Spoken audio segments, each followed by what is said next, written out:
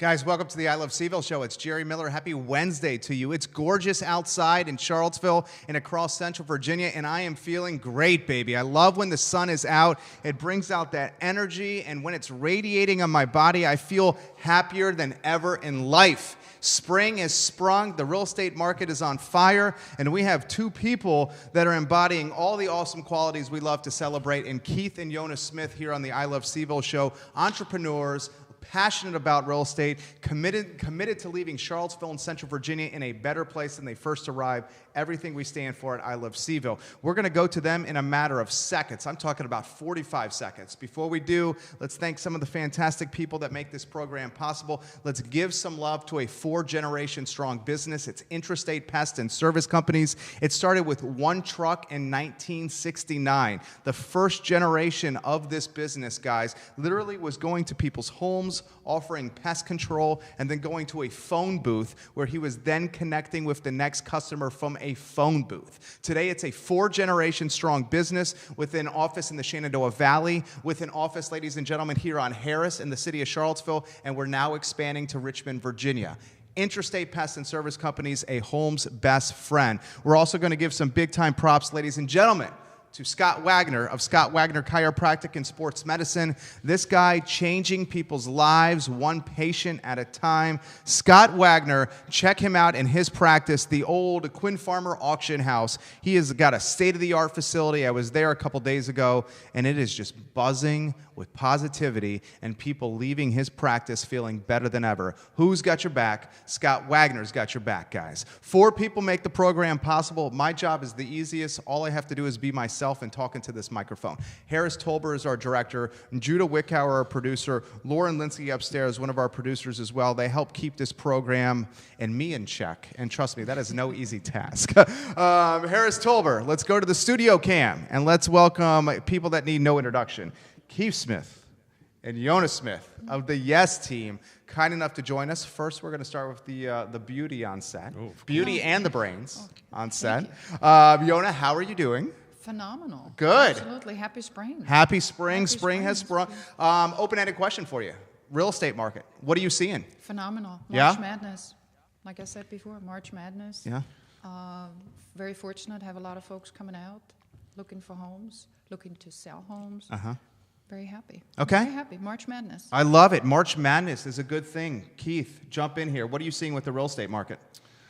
Well, you know, in our last interview, we talked about the 5 things or 4 things, you know, the location, price, features, and condition.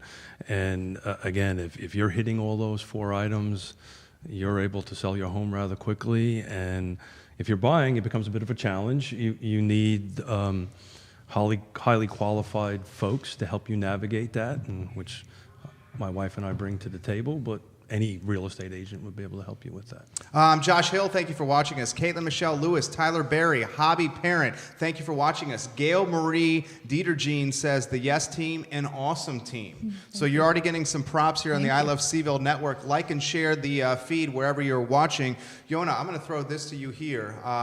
You know, how about some, you know, with spring in the air and folks looking to get their homes on the market? I mean, homes are going on the market now. Homes are going on the market really soon if they're not already. Any tips, strategies, any insight as an associate broker, someone who's extremely experienced in this realm, of what you can offer for folks who are looking to sell their property? Make it as presentable as possible. And that goes with the first impression. When you walk up to the home, make sure that it's nicely landscaped, groomed, clean, and have folks come in and really enjoy the features that you have in the home, and enjoy the layouts, and freshen it up, make it look like it's the best home that you've ever sold. How much? This is a tough question, and I want to learn here. How much does the curb appeal, Keith, versus the inside of the home? I mean, they work hand in hand. It does. Put in perspective for us that. So the average buyer makes a decision within 7 seconds. Really? Yeah. 7 seconds. Yep. So to play off of Yonna's answer a little bit, usually what I talk to folks about on the listing side of it is try to put yourself in the buyer's position. So if you're going to walk through your home, what would you look What would you be looking for? And, you know, as far as decluttering, depersonalization and stuff like that. But totally, I mean, if you can't get past the curb, then they're not going to get inside. So the curb appeal is extremely important. Has Central Virginia, I mean, it looks like across the board the market's good. I mean, I'm seeing homes move into Almar. I mean, Greene County's in fuego. Sure. I mean, absolutely in fuego. The city of Charlottesville is always in fuego. We know that's because of limited inventory. That's correct. Are we seeing a down spot at all in the market from a location standpoint? I think the short answer to that is no. Okay.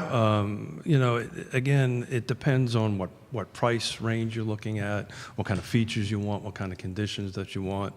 You know, obviously, if you want large acreage, you would go outside to the counties. You know, but if you want a 2-bedroom condo, walking distance to Three Notch Brewery, you know, that's a pretty hard thing to find in today's market. So this is a process. You know, we just went past match, right? UVA medical match, and we're helping a couple of doctors find some homes, and it's difficult. We've lost several opportunities because they want to be certain distance to the hospital and at a certain price point, and you know, you have to have a certain amount of skill sets to help that get to the end. We just was fortunate enough to win one, and I asked the particular buyer to write a rather personal letter to the seller, and literally we beat out a cash deal because of that. Get out of town. Yeah. Put that in perspective for us. Yeah, absolutely. And that's a unique strategy. I think then that's what the seller ultimately wants to see, is that the home that they have spent a good amount of money, a good amount of time in it, that somebody will appreciate it and love it the same way they do, for the most part. Yeah. So I think our job is to go ahead and completely understand also what the seller has put into the home, so we can communicate that properly to the general public or to the possible buyer, to kind of really say, okay, they really spend a lot of time, a lot of effort, a lot of love in it. And that's the sort of the level of appreciation that the seller is looking for, and that can make a difference. It's not all about always about the cash. Sure. It's about the love that, or the appreciation that the buyer is. So in this particular case, we did our homework and found out what the motivation of the seller was. And you know, it wasn't a business or something like that, or an LLC trying to sell it. And they were really looking for somebody who was going to care and love for the home as much as they did. And this particular doctor's coming here specifically to help solve some pretty serious cancer, with ovarian cancer, and it just played to their needs, and they happened to have a family member that had an issue with that, and we beat out a substantial cash offer. That's amazing. And that's the value proposition of what you guys do. Correct. Yeah, that's what separates you guys from the rest. So you're saying I'm an anomaly then, Keith? The guy that only looks at the house as bricks and a price point and a transaction? You're saying that's not the norm? Have you ever looked in a mirror? You are an anomaly. A nice Sorry. anomaly. Couldn't pass that up, A very nice brother. anomaly. So let's just say. We got Chris and Ivy who sent a direct message, and he said, how do we get the million plus category going? That's a tough question. I would approach it the same way that I sure. approach a $200 or $150,000 The basics are client. still The basics the are the same. Yeah. You as the agent really have to pay very, very close attention to the details, and really find out what the ultimate expectation is of the seller. Where do they want to go? What are they looking to get accomplished? How from a time perspective, when do they want to have this all accomplished? So, and we obviously have certain marketing tools in place that we can go ahead and showcase the home. Yeah. Make sure that everybody knows about all the custom features in the home, and sort of convey the message that you know, what the seller wants the future purchaser to know. So. Go ahead. Yeah, so I'm assuming the question is being asked from a seller's perspective. Yeah, that's what it is. It's a seller's perspective. Not a buyer's perspective. Yeah, so, and I don't mean to oversimplify, but it's literally these four things. Yeah. Is it in the right location? Of course, we don't know which piece of property we're speaking about. He's talking Ivy. I understand that, but there's locations within locations. Sure. So, is it the right location? Is the where right? And is it potentially priced right? which you would have to engage a professional to assess the value, the market value of where it is, and does it have the right features and conditions. And I truly mean this. If you hit all those 4 things, it really doesn't matter what price range you're in, 100 grand or 100 million. We'll take a couple of those. Yeah. That would be nice. That would be nice. But well, from our perspective, and we treat every buyer or seller exactly the same, regardless if it's a $100,000 transaction or $1 million plus transaction. So the methodology and the caring and the trustworthiness and the professionalism is given at every step of the way, regardless of price point. This is a hypothetical question for you. I love following the real estate market. You guys are the experts. I mean, I'm probably on the MLS 3 or 4 times a day just because it's a passion. And Ron Ganson, Bellamy Brown, thank you for joining us. Bellamy Brown, I'm going to do an intro with you. Please. And Keith Smith here. I mean, you guys have some stuff in common. Simplify, Marine. Yeah, Marines. Once a Marine, always a Marine. Always a That's Marine. right. Yeah, Yes, you corrected absolutely. me on that. So Bellamy, expect an email or a Facebook message with Keith and you here shortly. This is a hypothetical question. Plus, he dresses pretty darn good. Oh my gosh, he was flossing. Yeah. He was pimping yesterday. I've got a little improvement to give. I'm working on it. So you're always dressed. No, he raised the bar a That's bit. Banana Republic over there. Right? He raised the bar a little We bit. talked about this the last We time. did talk about this the last time. And she's still nervous about the Banana Republic part. Sarah Hill Don't give him any Brzezinski is watching ideas. right now. Don't give him Well, any The ideas. guy likes to shop. Oh, right? heck I yeah, do. he does. Those are new glasses. Since the These last are time. new glasses. Yeah, Yeah. I noticed stuff, Keith. So here's the hypothetical. I'm a little nervous, but that's okay. This is a tough one. Sure. There are some properties, and I'm talking like the million plus. I'm talking probably like the 5 million plus category. And these properties just stay stagnant on the market. And like it almost strikes me as if the seller really does not want to sell their property. It's almost that like they're looking for this almost pipe dream number that is not reality, and they just leave it on there. I mean, walk me through that mindset. So I won't speak from the seller's perspective. I will speak from our perspective. This is a matter of motivation. I mean, we run a business, right? And our time is worth money, and we will give one of the first things when we sit down with somebody, one of the first things out of our mouths is, do we have permission to be honest with you, and direct? And when they say yes, then we will, maybe their property is not worth that amount of money. Maybe the market isn't there, and we will have that honest discussion. We may not get the listing because of that. Because you're frank. Yes, and it happened before. It happened Yeah. before, but we rather go ahead and set up the right expectations from the beginning because it's a teamwork effort. Sure. So I want to be clear. I don't want to imply other agents are not honest. No, So I don't no, want by that. no means. What I'm saying, our opinion. Can we honestly share our opinion and what we feel the market is? And we just did a listing the other day. Unfortunately, the folks owe more on it than I think the market would be prepared to spend. So you had to walk away? No, we had a very clear conversation about it, and we created a path for them that they can get to where they need to be. So we're going to need. It's not all about how much money you're going to get. It's what you're trying to achieve, and how can we as a team Miller, to get you to where you need to be. Yeah. How about the willingness to be frank all the time and honest and straightforward? Because with my business, I'm the same way. I like come in and upon first meeting with our clients, this is an advertising agency, I say, I am not a yes person. I am going to be frank with you. I'm going to challenge you with your business model, tell you what you're doing right, tell you what you're doing wrong, what you can improve upon. And some people, initially, they may embrace it and be like, okay, I'm ready to go down the road. And then when the rubber meets the road, they don't want to hear it. Yeah. That's a difficult spot to be in. That's a difficult spot to be in. It also depends, and this is one of the follow-up questions that we typically try to find out, how many parties are in the decision-making process. So, and it comes back to the motivation. So if husband is motivated to move but wife is not, then we have a conflict, obviously. Then we need to try to go ahead and go beyond. And this may sort of minimize the motivation. We found out over the however many years we have done this 87. now.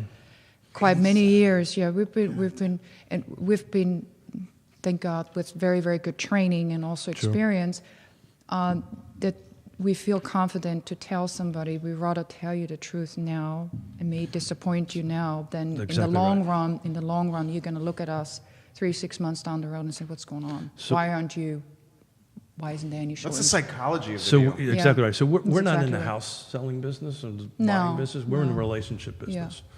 And we want to build a relationship with this particular person or persons. And as Yonna said, we'd rather disappoint you now than disappoint you later. 2 or 3 months into it, the house is not selling, whatever it is.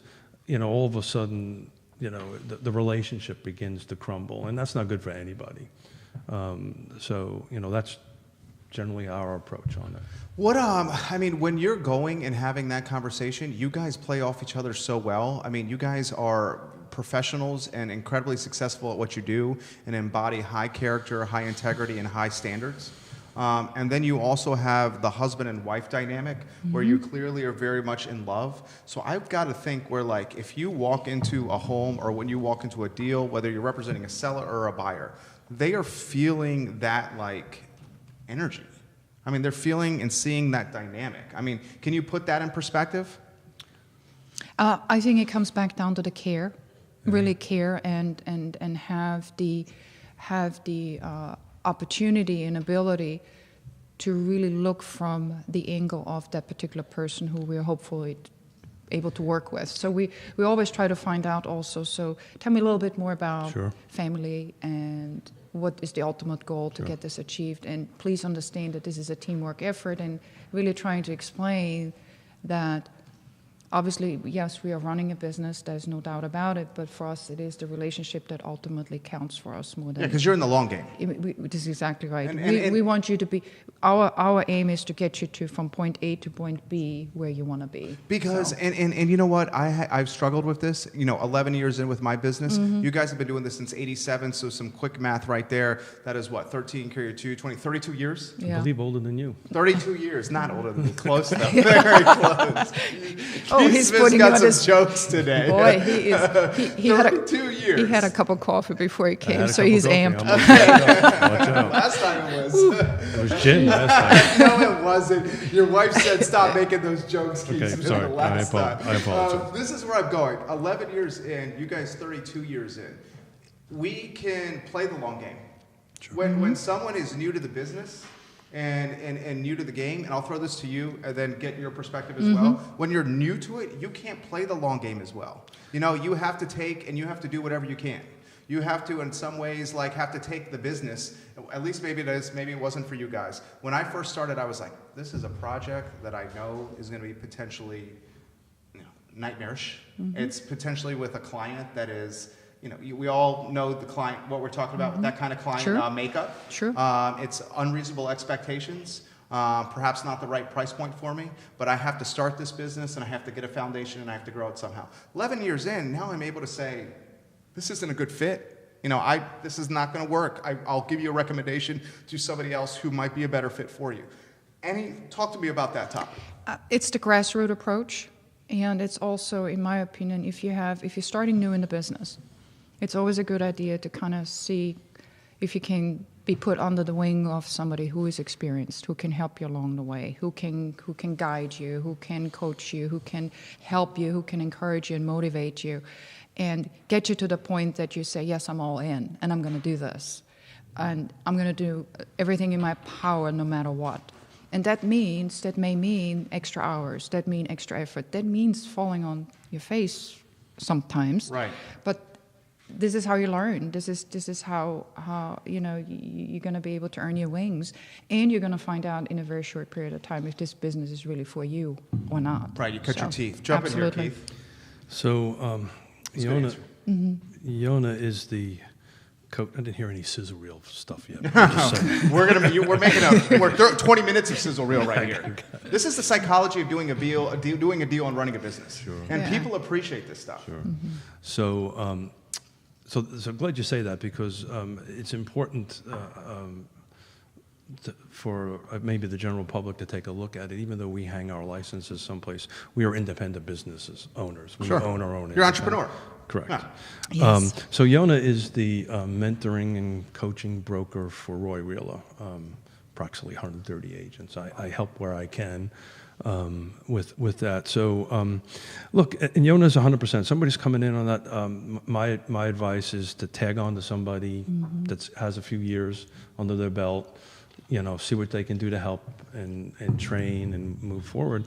But the principles are exactly the same, right? Where you reached at 11 years, you were really there in year one, but you just made a business decision to take on this client that you decided that, and I hope that went well for you. It did go well. Good. Yeah. Good. It was not profitable. Right. Okay. But what I ended up doing was I saw it as the cost of doing business. Business, yes. I have to do this to get to point B. So we've been doing this a long time. I don't have a college education, but I bought several PhDs by making mistakes. Yeah. And you make a mistake, and it costs you a little bit of money. You learn from it, and you move on. So nothing is perfect in life. Really, it isn't. I mean, if except for you. What I mean, not even close. No, but not that even was close. adorable. But thank you. Not even close. But thank you. So, but and I think this goes along with sort of the mindset that you have when you start that. If you're expecting everything to be perfect and literally money coming out of the trees, just because you're a realtor now, this just doesn't happen that way. You're gonna have to really. So if there's any new real estate prepared. agents out there listening, the best advice that we could give is make sure you have at least 1 year of operating capital Under your belt. Under your belt. Yeah. If you're going to Runway. That's exactly Yeah. right, because you have to create your pipelines, and Yeah. because we It don't get takes paid time. obviously until it closes, and It takes so forth and time. so on. You're getting a lot of props on the feed here. James Tracy says this is amazing. Amy Weidel. Yes. Oh, hey, Amy Amy. Weidel. Just Hey, love, Amy. Yeah, she says just love the amazing way these two complement each other. They're an absolutely terrific and trusted team. Thank you, Amy. Thank you. So this means a lot to all of us. This really hits home with you when you're having, people, whether you've done business with them or not, and they come and they stand up and they go to bat for you and they speak on your behalf. I mean, put that in perspective for us. I mean, for me, that's everything. I think that's everything. Yeah. Truly, that gives me the fuel, the energy to be able to master some of the ones that are a little bit more challenging than others, and that's the why. You to get going, to start your day, to move on in your day, and I love people, so that's just very simply. We spoke last time. Yeah. It's the 3 Bs: be professional, caring, Yep. and trustworthy. Yeah.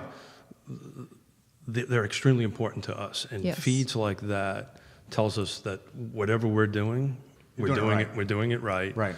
The greatest compliment that somebody could pay to us is what they're doing, not the check. Right? Yes. Right. The check is only secondary. Colleen Tyler, thank you for joining us. Barbara Lundgren, thank you for joining us. Sharice Pendleton, thank you for joining us. Tim Ryan in Crozet. Chris Turner in Fluvanna, thank you for joining us.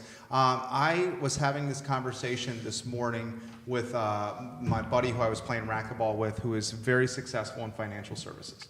And, I understand this perspective because we've had some success with this business. I'm no longer motivated by the money or the materialism that comes with success.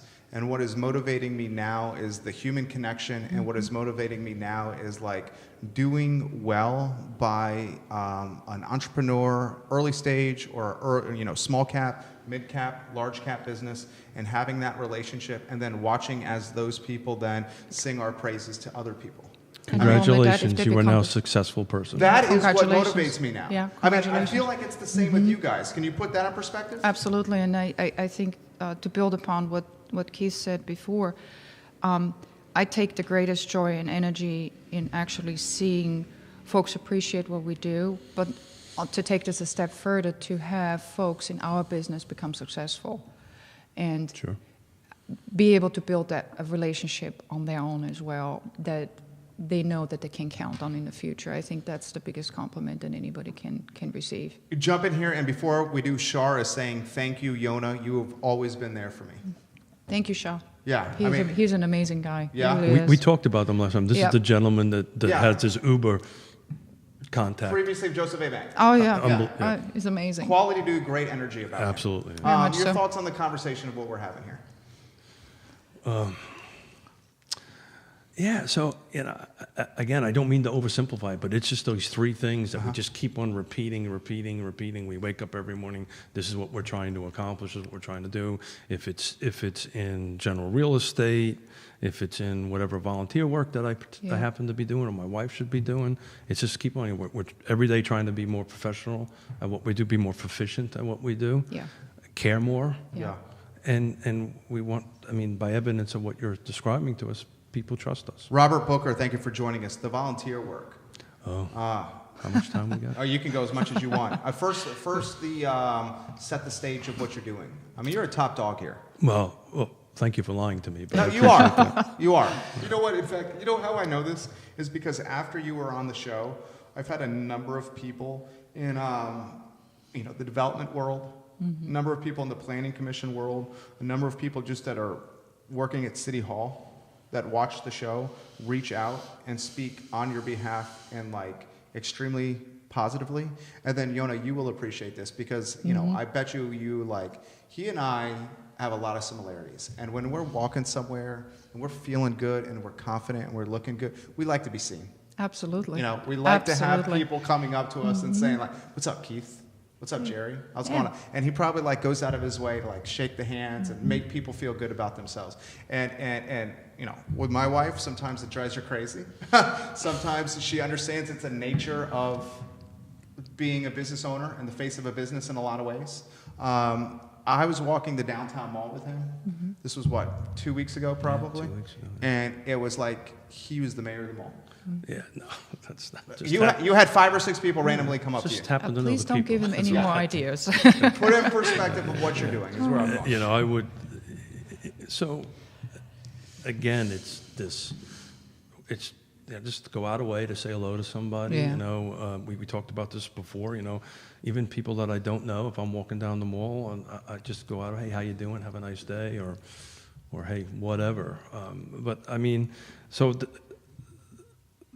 And that's very interesting and heartwarming, and I'm humbled by some of these folks that are sharing this with you because, sometimes, and I know this is something I need to get worked on, I get wrapped up in a project, and my fellow Marine listening will understand this. You either do it 0 or 110%. That's what I do. Yeah. That's exactly. I want to be the best at everything. Absolutely. If I'm going to do it, I want to be the best. And sometimes, and I need to work on this skill, sometimes I can be overwhelming or overbearing. Overzealous? Well, okay. It's just because you're a perfectionist. That's Well, yeah. So you just want to accomplish something right. so badly that and it's something that I'm trying to learn. I'm trying to get better at because sometimes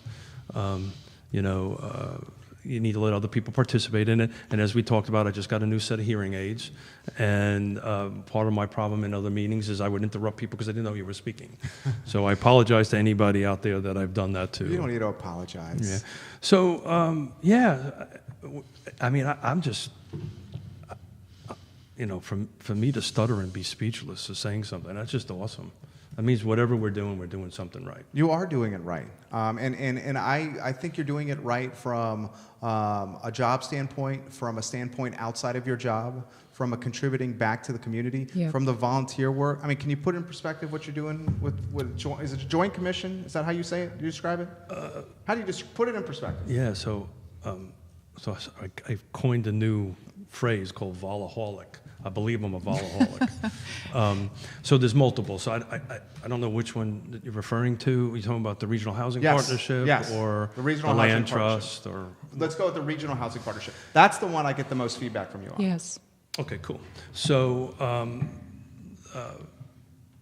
how that has came about, it started approximately 2 years ago.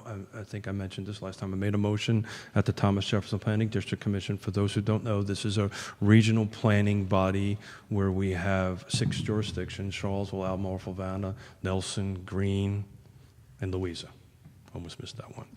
And so I made a motion, because we are regional and housing is part of our mission statement, that we should try to create this regional housing partnership because, what affects Charlottesville, affects Fluvanna County, and there was a lot of crosstalk. And so the purpose of the Regional Housing Partnership is to bring what I refer to as the 4 pillars of housing, or particularly affordable housing. You have the government, the local governments, nonprofits, stuff like Sunshine was here with PHA and Habitat and the Land He Trust. spoke well of you. He's a good man. Yeah. He's a good man. Piedmont Housing Alliance. Sunshine is the executive director. That's Giving great. him props. Yeah, he's a good man. Thank you. He's a good man. He's a good man. So, let's make sure I get my train of thought there and back. Piedmont Housing. Yeah, so that's the nonprofits. So then the third sector would be the private sector. So you have developers, bankers. We actually, and I've been working for almost 10 years on the Thomas Jefferson Planning District Commission to get a senior level UVA member at the table, and we did that. Good. So they fall into the private sector component because they're really not a public body. And then the most important leg is the end user, is the buyer, is the client. A lot of these discussions don't have them. So we're getting ready to do a summit on the 19th of April, and we're bringing everything together. We're formulating our bylaws. Everybody that has been directly connected to this or indirectly connected to this is super excited about it. A little pressure. I'm a little nervous, frankly. I want this to be a home run. I want this to be the place where elected officials can to help get answers to what they're trying to do. But anyway, it's good stuff. I'm excited. I got a question coming in here, and guys, you can send me direct messages. I'm reading them. I will relay them to them for sure. Ray Cadell's got a question for you as well. Sure. We'll get to your question, Ray. His is about appraisal issues. This question is UVA's role in the community. You are a person of influence. What is University of Virginia's role, or what should their role be in our community? City of Charlottesville, affordable housing, moving the community forward. That's a broad question. That's a broad question. Yeah, that can go in a lot of directions there. Yeah, it can go in a lot of directions, and it would be almost an impossible one to answer, other than we got them at the table. Yes, and they that's a have start. recognized, and this is second in charge of President Ryan is at the table, and there is an open dialogue, and they realize that they need to contribute to this. They realize they're part of the struggle. They also realize they're part of the solution. Other than that, that's my goal. My goal is to get the people that realize that they're part of where we're at, and directly You or want the indirectly. dialogue. That's exactly. right. Have Yeah, the that's open exactly dialogue. right. Yeah, I think he does that really well. We got some fans watching outside the show right now. And we don't mind if you guys watch outside the window. Just don't come in because it impacts the sound. That's why we locked the front door. That's orders to keep us in. Yeah, you guys she makes the place look better. Oh, amen to that. Thank you. Oh, boy. Let me throw this to you here. He Yes. has, and I'm going to embarrass him a little bit. He has a skill set of being able to be like a magnet of people. And like almost like an epicenter of like ideas and bringing people to the table, and have people like, you know what I mean, like a liaison, if you may, of getting people in there. Put that in perspective of what you've seen with him, of how he does that. He does it well. He does it very well. Yeah. I learned quite a bit from him, in that particular sense, just because of the fact that obviously I'm probably structured and wired a little bit differently than he is, thankfully.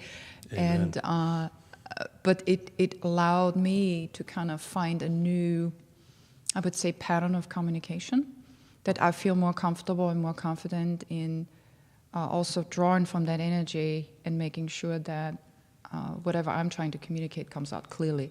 I think with having English as a second language, sometimes it just takes a little bit, I would say, a different approach to kind of express and communicate really what you're thinking. But the energy that I have from Most people would say hobby. English is my second language. From, Oh, stop. from You're from, so from, good. from key.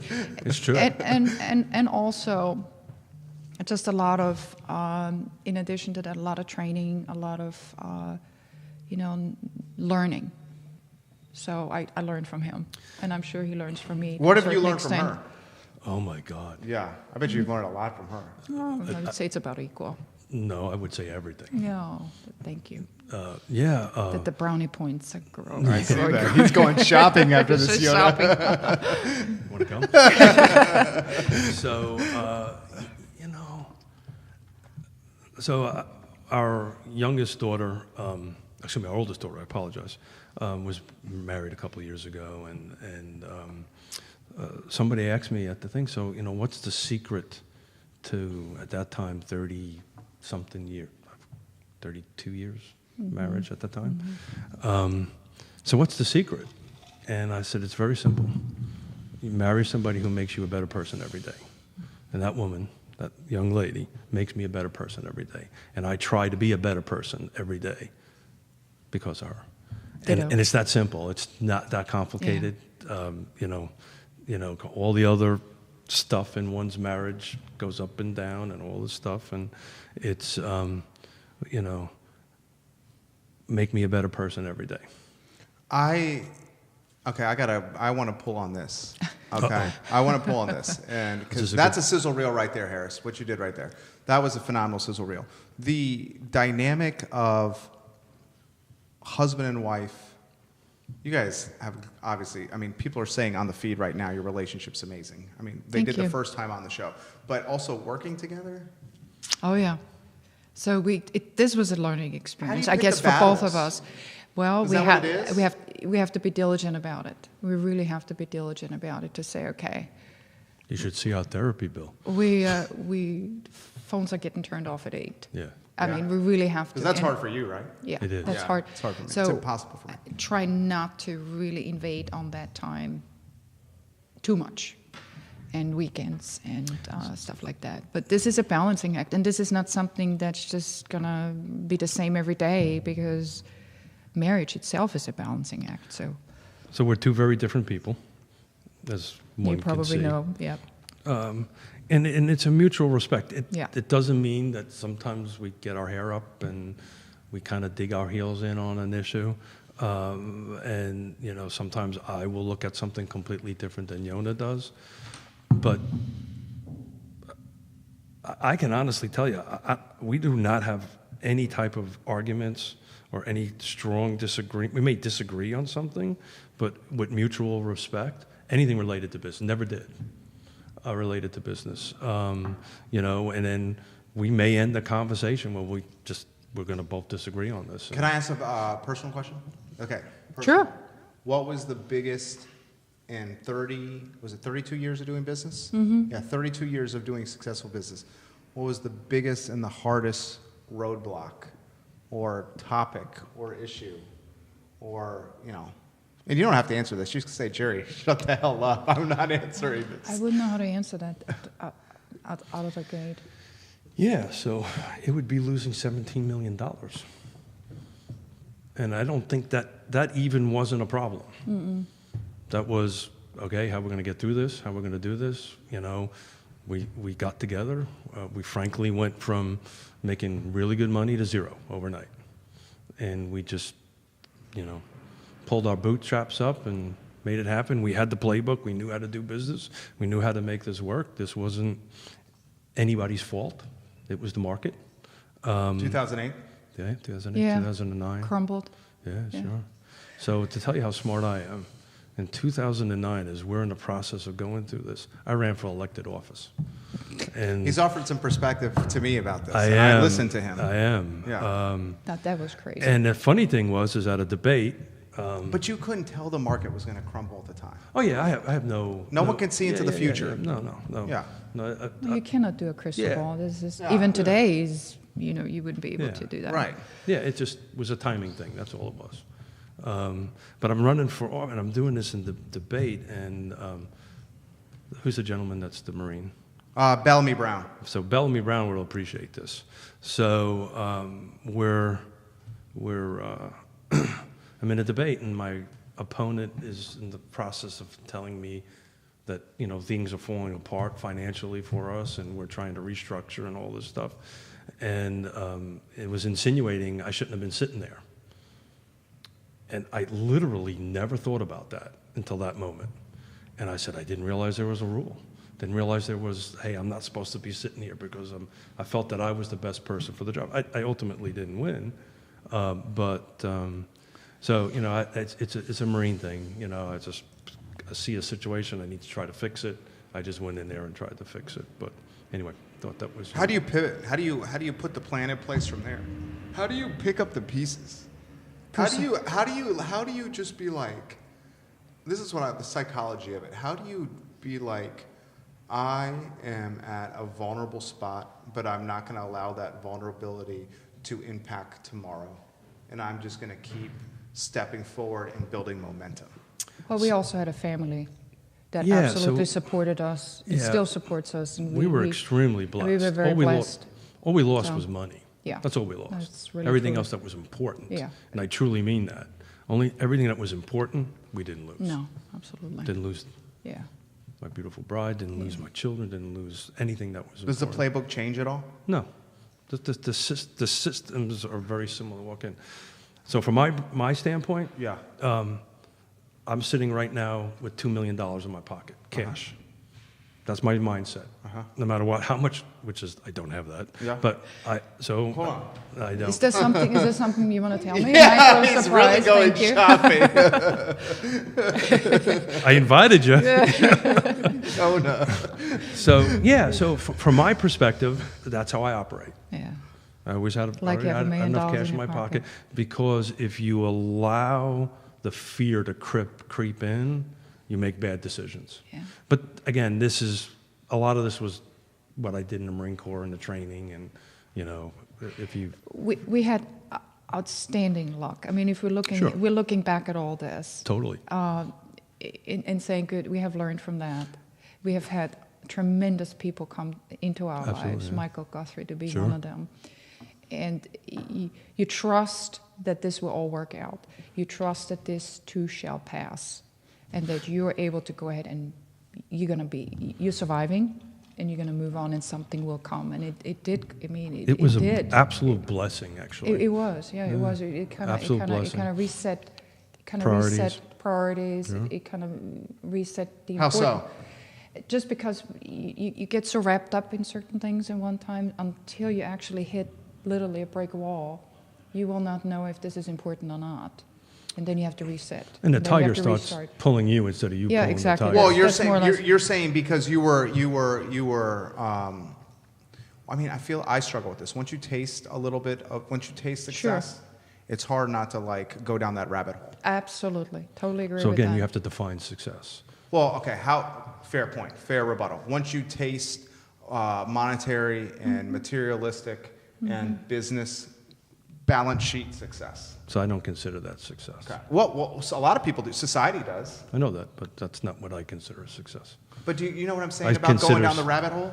Yeah, and everybody makes their different decisions on what's best for them and what's the path for them. I have to tell you, 2009 taught me so many different Sure. things. Yeah. I mean, this was also the year my father passed Sure. away, so it was. I mean, Yeah. it was traumatic, Sure. to say the least. But you know what it showed me? What it told me? If I can survive that, Sure. I can survive a lot. And that's truly. I mean, this is truly what I learned from that. And money, yeah, is great. It pays the bills, but it's not everything. It really isn't. The core tenets never change. Yep. You just restart back up again, and Gail says you two rock. I'm watching the whole thing. Thank This you, is Gail. absolutely amazing. and that Gail. That is Gail Dietergene. Oh, cool. You guys absolutely Thank you. rock. Thank you. Like and share the stream, guys. I appreciate the authenticity and the sense of vulnerability and the willingness to speak from the heart. Not everybody is willing to do that. I think people are responding really well to that. Tell Yonna I've done deals with her, and her English is perfectly fine. Thank you. So that's from Ray right there. Ray's got a question for you. Please. Are you having any appraisal problems in the everyday business? I am seeing it. Buyers want to buy. Sellers want to sell. They've agreed upon a price, yet with the appraiser, it comes off the market and we can't get a deal done. Question Yep. for you, Yonna.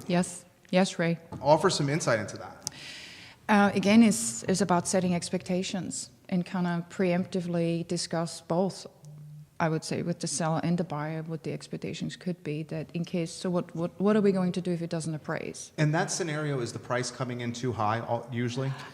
It doesn't, not always. Really? Sometimes, and I know a couple of appraisers and I have very, very good relationships with that, but sometimes it can be just the appraiser not being completely familiar with the market or being familiar.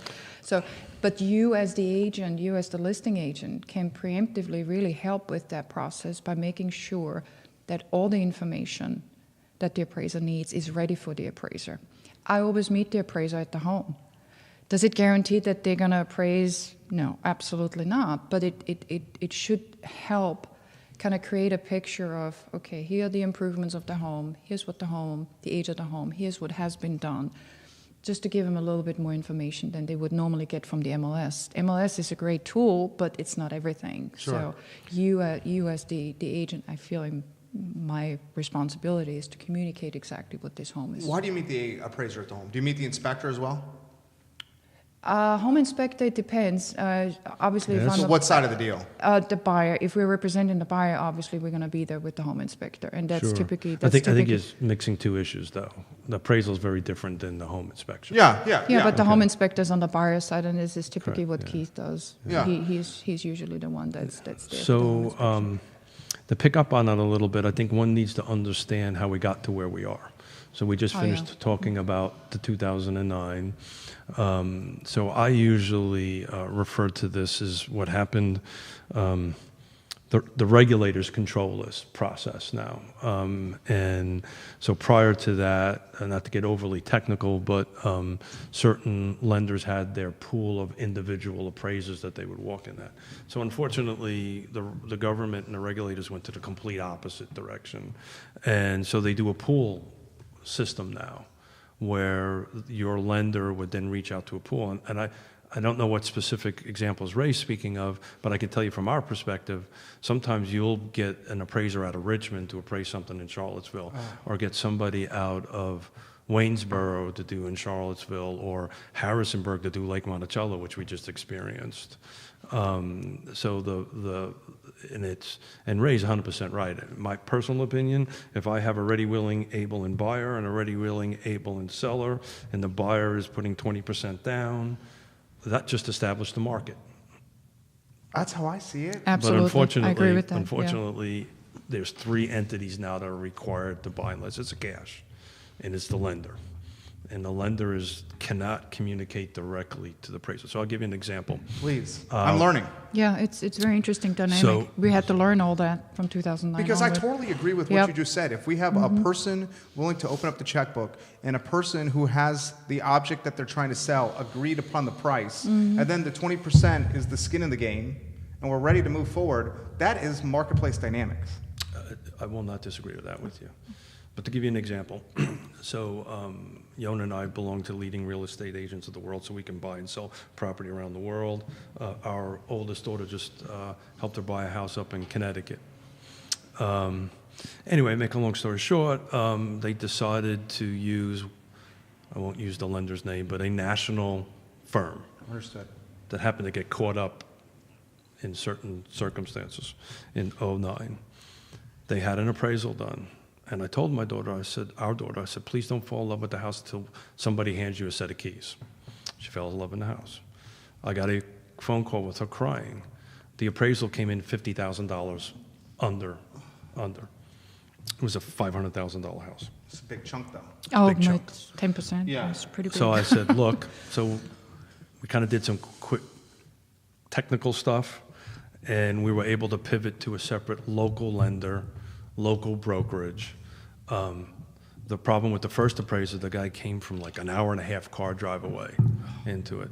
This particular local brokerage ended up coming in, was a local appraiser. It appraised for $50,000 more. Really? So there was a Yeah. $100,000 delta between appraiser Yeah.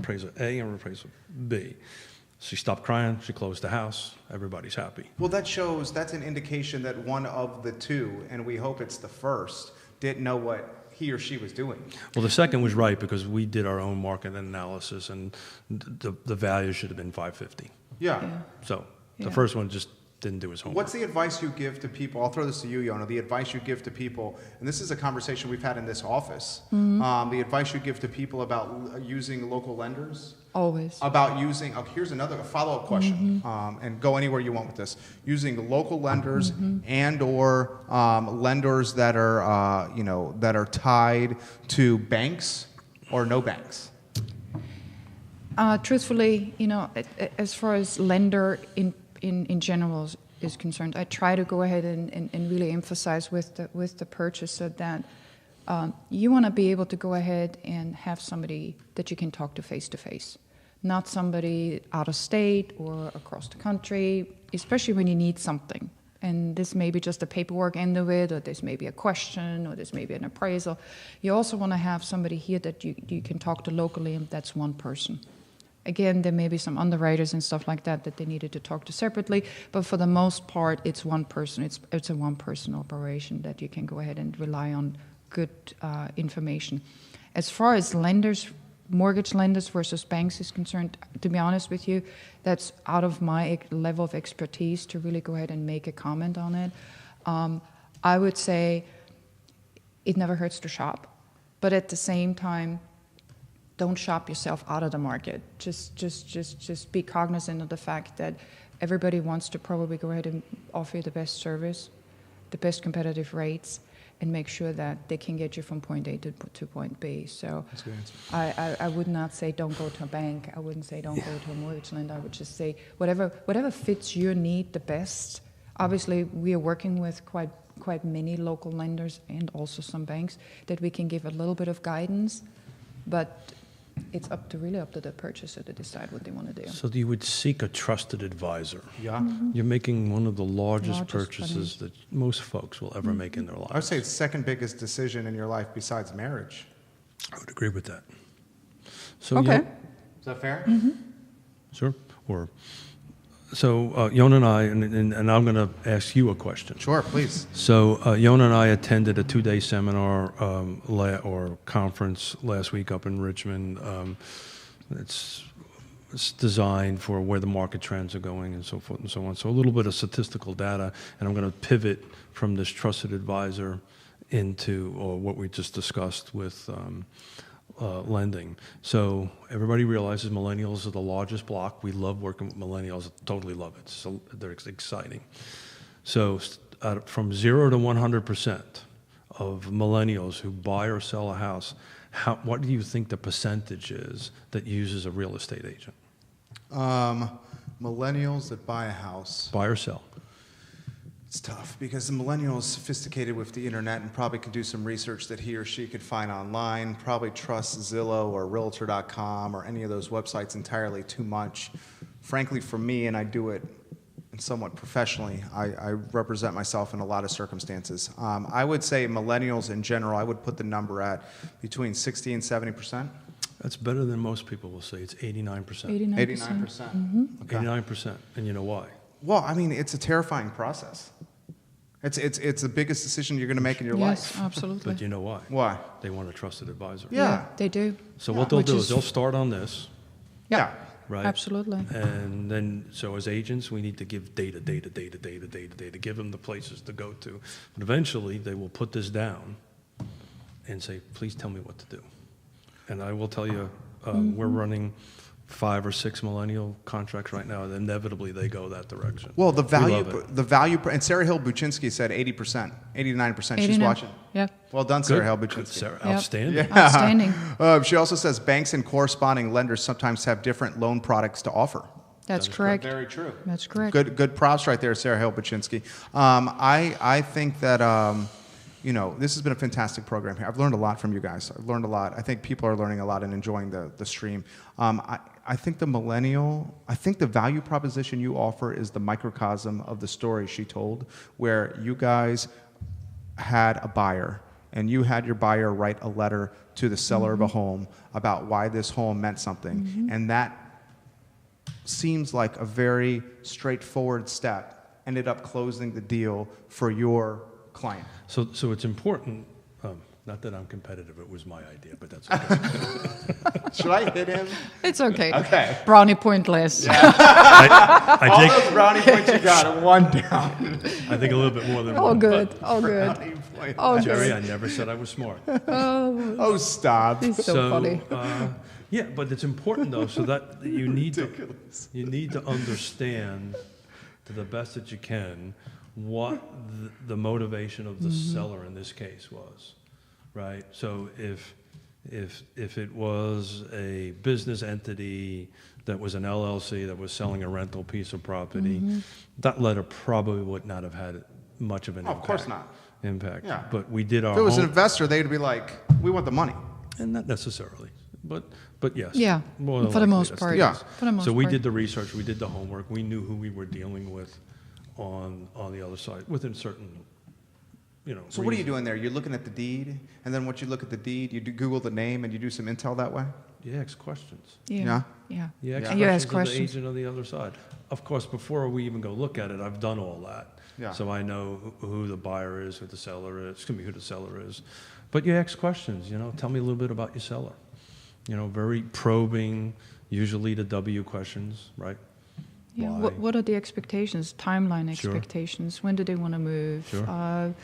Where are they in the process of moving? There's a lot of different questions that you can and the same thing, by the way, for if you are the listing agent and you have a home on the market, you have showings that you're scheduling. I try to go ahead and talk to the realtor before they even show it to kind of understand what the motivation of the buyer is. So tell me a little bit about your buyer. How Sure. many homes have they looked at? Why did they pick this area? Trying to go ahead and So really we will get have a those little bit- questions long before we talk about Yeah. the property. I love it. I Yeah. love it. Alex Tiscornia says, I'm absolutely loving this topic. And he's a colleague of yours. He is, is. and Yeah. he's amazing. Yeah, he's amazing. the He was on best- the show. He crushed it here. He says, He I is. always use a local lender. Absolutely. There are a lot of good ones in the market. Absolutely. Let me throw this to you here, and this is a topic that's coming in via direct message, and it's about the Okay. Crozet market. Okay. And this is the question. The question is, it looks like to us the Crozet. This is a perspective. Give you some background here. They sent me multiple tweets about this. Yep. Husband and wife, kids wanting to be in the good school system. It looks like to us that the Crozet market is a good fit for us because of the school system for our kids, and we want them to have the best education possible. But we are worried that everybody also has this mindset, and eventually the Crozet bubble is going to burst. Is this a fair analysis? Everybody has that mindset. Yes. It's hard to predict crystal ball, but it's a dynamic that I think is So the term bursting of a bubble, yeah, I just wanted to take say. exception to. yeah. Okay. How come? Well, because that implies we're going to have what happened in 09. Have a crash? Have a Yeah, crash. it's We're not not going gonna to have happen, a crash. no. We're Because gonna- mortgage rates are low.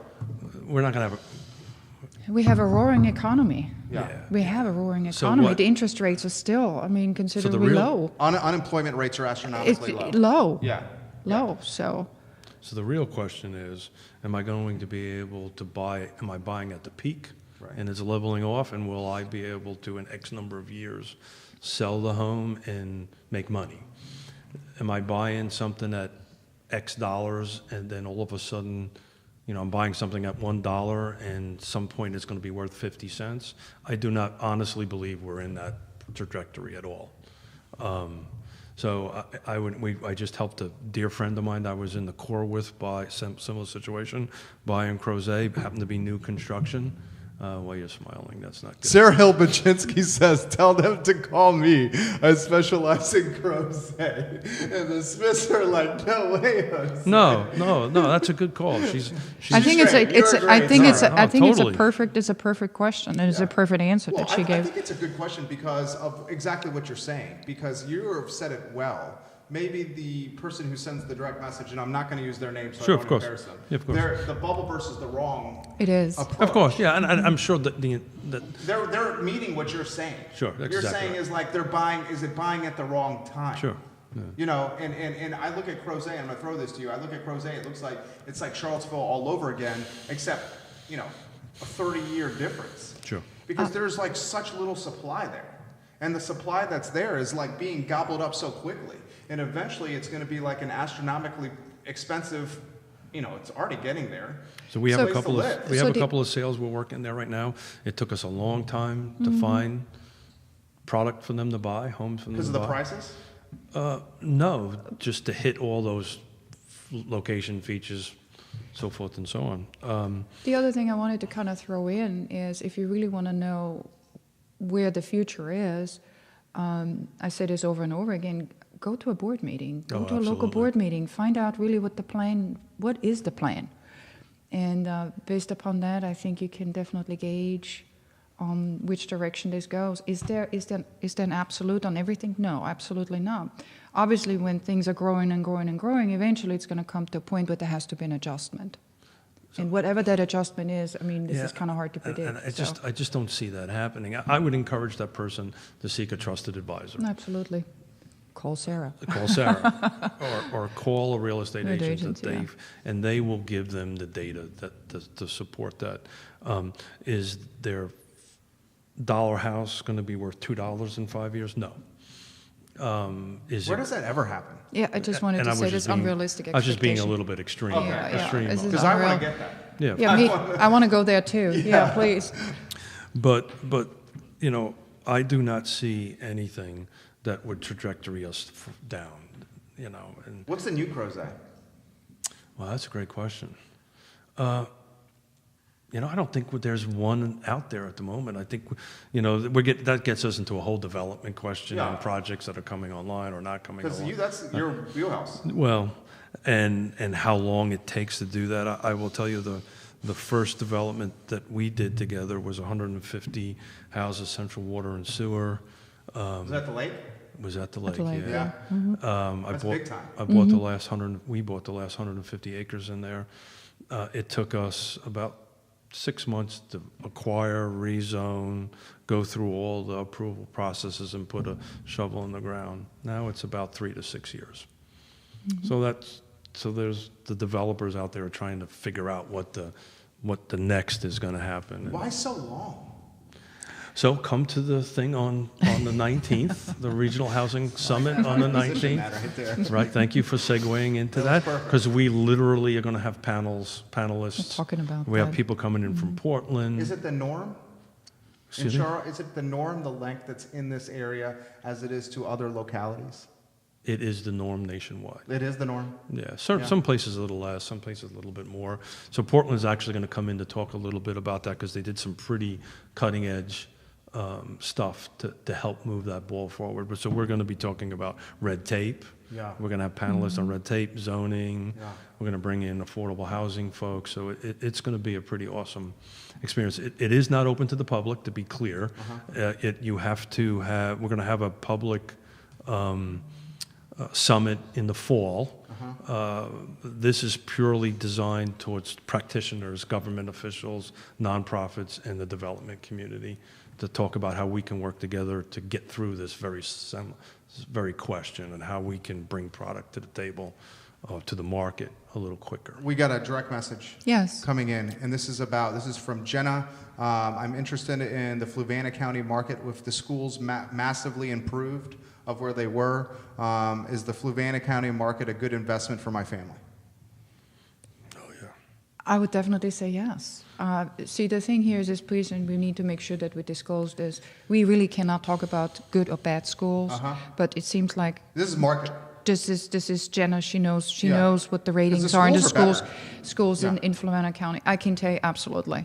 You have and I think I said this the first time we talked. Lake Monticello and Fluvanna County is a market that is a little bit kept a secret at the moment for whatever reason, but definitely I would say anybody looking to have something affordable in their range where they can actually get a little bit more elbow room, and the drive is 20-25 minutes depending on where you are in Fluvanna County, so it's Right. very easy to Charlottesville. Absolutely, I would say come to Fluvanna. Yeah. What do you think? Well, I think we put both our children through the Fluvanna County school systems, and one is an MBA. I apologize. Have a master's degree teaching elementary, and the oldest is a makeup artist in New York City doing Jimmy Fallon. So I think it did okay. Yeah. So you can speak about it as a parent. As a parent, I think I yes. just did. Yeah. Yes. Yeah, you did well. And I see the Zion's Crossroads market and Yeah. the Very much Visa so. quarter. Yeah, so that'll be the, from an economic development perspective, and I would encourage you to bring a gentleman by the name of Brian Rothamil on. He just signed on as the economic development director for Fluvanna County. Young guy, energetic. Very energetic. Knew him since he was knee-high to a grasshopper. I would love to. Yeah, I'll do the Bellamy Brown intro. You do that intro. I'll do it Yeah. absolutely. Yeah, we'll bring him on. Yeah, you'll. Very interesting guy. He used to have his own blog. Yeah? And he. Oh, yeah, it was at the Fluco blog. That's exactly right. Yeah, I know exactly who you're talking about. Yeah. So Yeah. you two guys would do well together. What is the future of Fluvanna from an economic development standpoint? Well, that's So his it's- job to. That's his job. That's to go his ahead. job, but it's wide open. It Yeah, is. it's wide open. It It's is. wide open. Many and- opportunities. And Yeah. I have been directly and indirectly for, my God, since '87, pushing to bring water and sewer to Zion's Crossroads, which the county is finally doing. Why is development so slow there? You're talking about Zion's Crossroads in particular. I'm talking about Zion's Crossroads in Fluvanna. Okay, So, we because need it doesn't to have the separate- infrastructure. Yep. Yeah. You need the, you may have the crossroads, right? You may have the 250 and 15s, but if you don't have water and sewer, right, it's very difficult to move forward.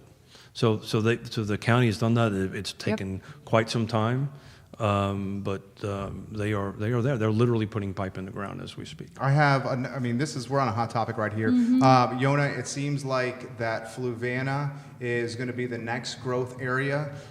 Green is booming right now. We know Charlottesville and Almore have nowhere else to go. Doesn't it have to go to Fluvanna?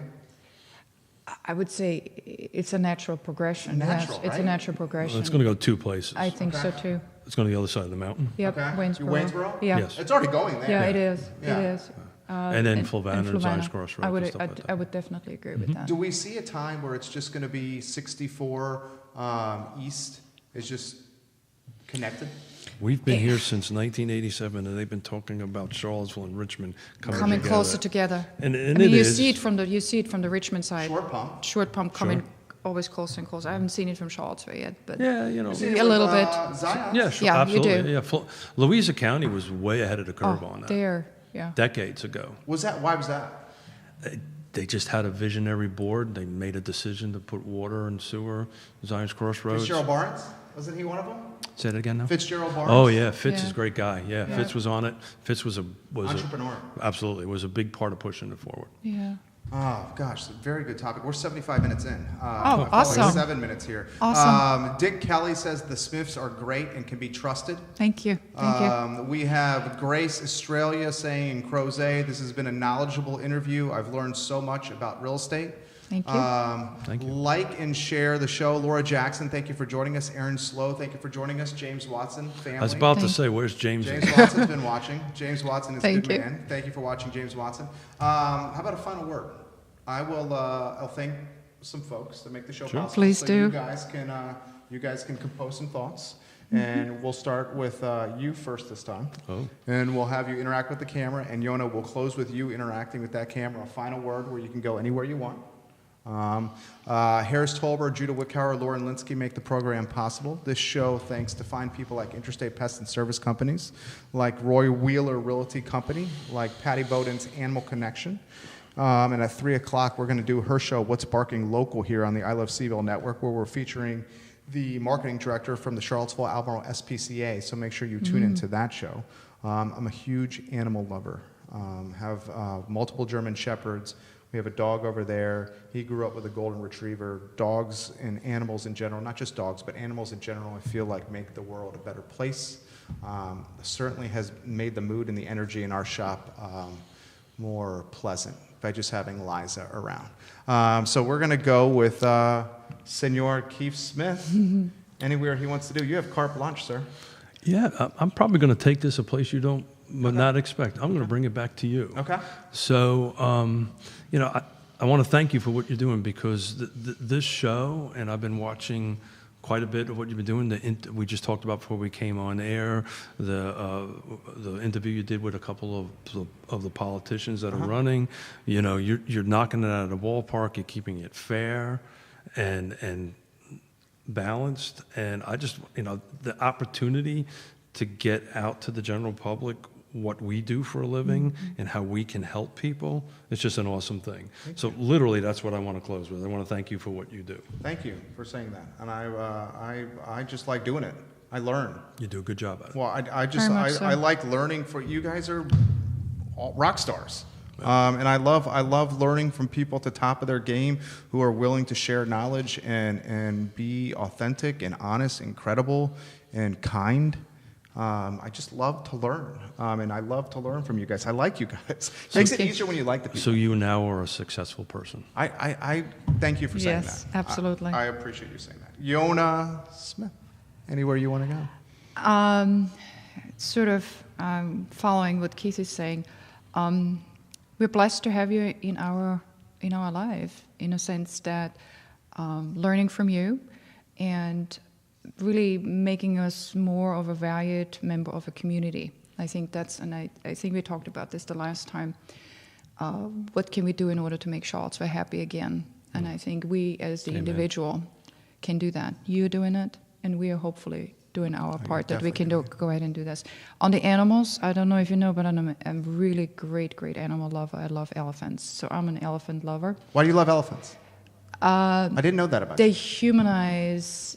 I would say, let me put it this way: the social fabric that they have in their lives. If we as humans would take just a portion of that, I think we all would be happier. What do they do? Social interaction, social mutual respect, how they take care of each other, how they kind of grab life by many different challenges. Cool. A beautiful example. So, Very cool. yeah. I did not know that about you. Oh, she's got an elephant out. Could show it up to the camera right there. An elephant on the back of her phone. Yeah. I did not know that. Oh yeah. So we'll have to come back. We'll have to come back again. You can learn more things. I'd like to do that. There's not too many places in our home that doesn't have an elephant in it. So Yeah. Well, if we invite you, there's elephants all over. Elephants all over? So the vision is Kenya. 2022 is Kenya. So we travel every year for the last 10 years down to an island called St. Martin. It sounds fancier than what it is, but so we literally, every time we go there, we go to the local animal shelter and we bring food. Yeah. And there's, what's her name? She used to be a model. Forgot her name. Some Norwegian model set this thing up, and it's on a shoestring budget. We bring all kinds of stuff with them on it. So we're animal lovers too. We end up gravitating to that and bringing, if we find a stray animal or cat, because we go to, if the tourists are here, we go to the complete opposite. So we're living with the locals and all that stuff. So we'll bring stuff to her and give money to get spayed and stuff like that. So. I love it. And they survived the hurricane, which was phenomenal. Yeah, so it's just how they did it. Remind me to show you a picture one day about that. Oh, we will. So 2022, the Smiths are in Kenya? Yeah. Really? Yeah. That's happening. Yes. That's amazing. 10 days. Well, that travel on there, that might make it legitimate the 3-week trip because the travel's a little bit longer on It that. is. Right? It is. We're going to go 3 weeks. And we're not just. I'm going to try for 2 months. I don't know if I'm going to get it though. Oh, you guys Thank are you. awesome. Thank you. It's been a pleasure. It's 1:46. I love it. Guys, it is the I Love CVille show on the I Love CVille network. Love connecting with these people. My name is Jerry Miller. Truly an absolute pleasure to connect with you on the platform. We close the show the same way every single time. Please give more than you take, and if you give more than you take, you will make our world a much better place, and you will probably win in the end. And we also close with the golden rule. Ladies and gentlemen, it's not about religion, and it could be if you want to, but I'm not making it about religion here. What I'm making it about is just treat people with respect and embody the golden rule. Do unto others as you would want them to do unto you. And if you do that, you're going to make Charlottesville better. And Charlottesville needs that right now. Central Virginia needs that. Charlottesville and Central Virginia are one and the same. For Judah Wickhauer, for Harris Tolber, for Lauren Linsky, my name is Jerry Miller. This is the I Love CVille show on the I Love CVille network. We're back in an hour and 15 minutes with Patty Boden in What's Barking Local at 3 o'clock. Enjoy your afternoon. Thank you. Thanks, bro. Work. Yeah, man. Thank you. Good work. Photo is the last piece. You guys